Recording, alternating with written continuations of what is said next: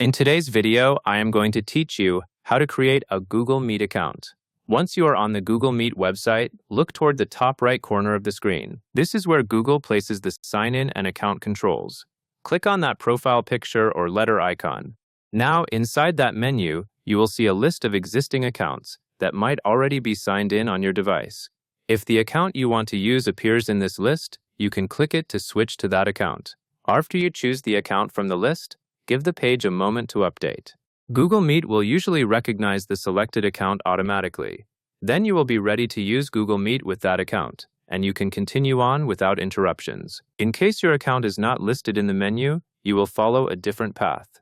If you do not see the account you want, look for an option that says Add Another Account and click it. After you click Add Another Account, you will be taken to a sign-in screen. On that screen, you will need to type in your email and password for the account you want to use. Make sure you enter this information carefully.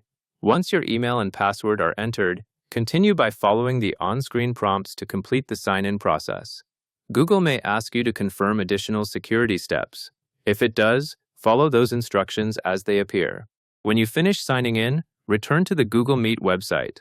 At this point, Google Meet should recognize your account. That covers everything you need to know.